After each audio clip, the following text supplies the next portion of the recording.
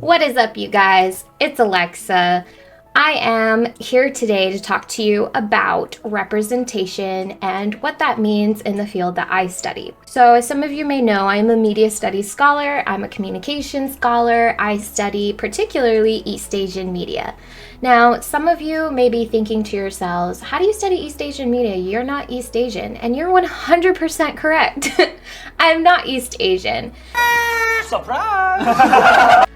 And I do not claim to know about the culture or anything like that. What I do is I study media from the critical lens of what is East Asian media doing in the United States for the audiences here. Now, to explain this, let's take it back a little bit. So, what is media? Media is basically anything that communicates through means of a medium of some sort of technology. Now, when you think of technology, don't just think like cell phones and computers and the internet. Technology can be many things. For example, how do you know what you know about China or Japan or Korea? Is it through a textbook? Is it through the news? Is it through a TV show or a movie? Is it through comics or webtoons? These are all forms of media. Even your textbook, even books are media, as you can see here. Lots and lots of books. Media mediates information, and this thought was originally conceived by Theodore Adorno and Max Horkheimer. And what they said was basically how we know what we know is mediated through the media, right?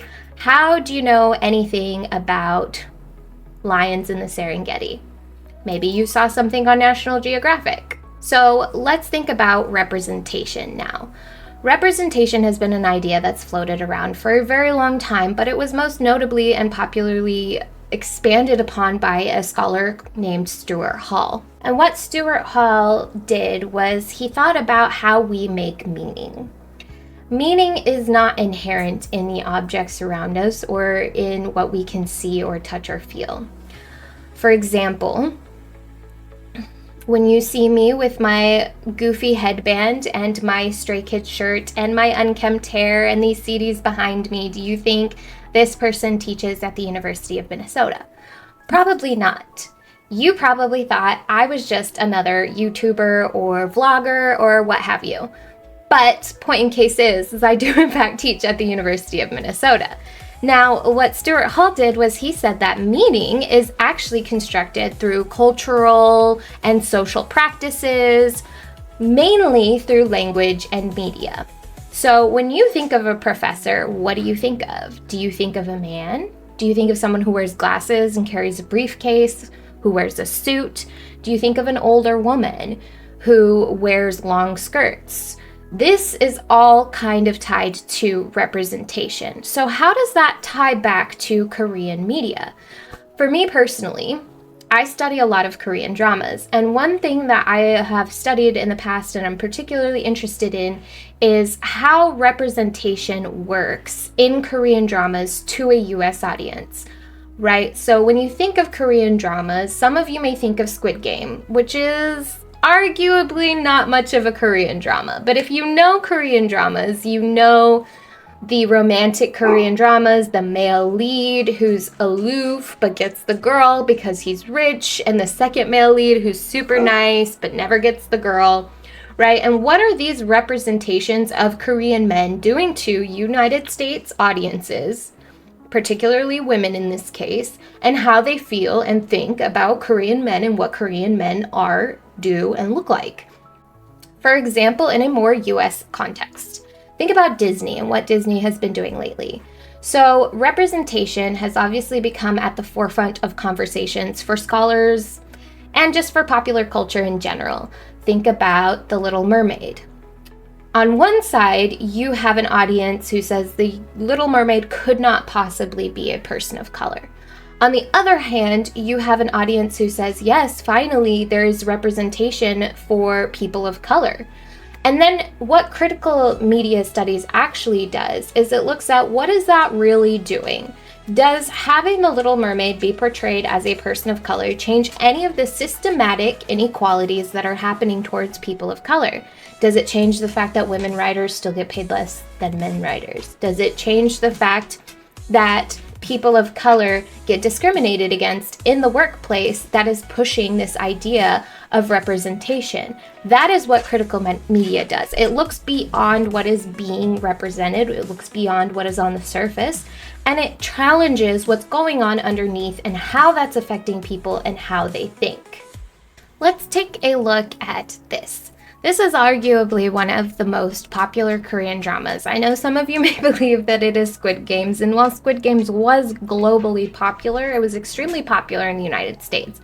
Boys Over Flowers was one of the most popular dramas because of the fact that it was adapted from an anime.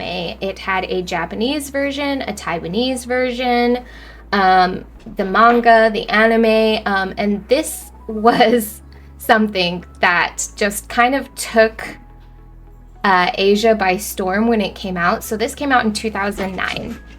And it tells the story of our main character, who you can see here. And she is a victim of a bully. And her bully is, if you can see over here in this poster, this curly-haired guy right here, who they end up having a romance together. And once again, you have the second male lead who's super nice but does not get the girl. And so these representations, what are these representations telling us about school in Asia compared to the United States, about relationships between men and women, between friends? In this show, she has a really good friend who ends up stabbing her in the back because she feels jealous that she's getting all this attention from the bully, who she also likes. And so these types of representations do things in our brain and dictate how we act, how we think, how we believe relationships should be, how we believe relationships in other places are, what we believe culture is. All of these things are dictated and produced by media. So think of stereotypes. Stereotypes can exist outside of media, but they're often reinforced and sometimes created by media. Think about video game characters. When you see people of color in video games, what are they portraying? Are they portraying criminals? Are they portraying villains? Are they portraying heroes? Are they portraying love interests? These things all have to do with representation. So basically, all of this is to say that when you are engaging with media critically, and you are looking at concepts such as representation, it's important to not only see what's happening on the surface, but what's lying underneath, right? What is this doing for me personally, an American woman?